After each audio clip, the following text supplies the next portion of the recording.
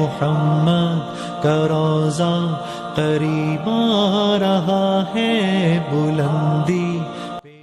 سندھ حکومت کی جانب سے رمضان المبارک کے لیے ایس او پی تیار کر لیے گئے. وزیر اعلیٰ سندھ کی منظوری کے بعد رمضان ایس او پی آج جاری کی جائے گی. سندھ حکومت کی جانب سے کورونا وائرس کے بڑھتے کیسز کو روکنے کے لیے اقدامات کیے جا رہے ہیں. اس سلسلے میں رمضان المبارک کے لیے ایس او پی تیار کر لیے گئے ہیں. ذرائع سندھ حکومت کا کہنا ہے کہ مساجد میں نماز تراویح کے بڑے اجتماعات نہیں ہوں گے. مساجد میں نماز تراویح میں 3 سے 5 افراد شریک ہو سکیں گے، جبکہ شادی ہالز اور دیگر عوامی مقامات پر بھی تراویح کے اجتماعات کی اجازت نہیں ہوگی.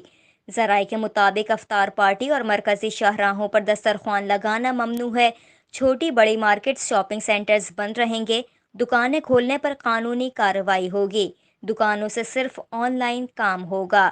سندھ حکومت کے ذرائع کا کہنا ہے کہ وزیر اعلیٰ سندھ نے فیصلوں پر صدر مملکت گورنر سندھ کو بھی اعتماد میں لیا. رمضان میں پابندی سے مستثنی کاروبار کے اوقات کار شام 5 بجے تک ہوں گے. Areeba Sultan, United Pakistan TV, Karachi.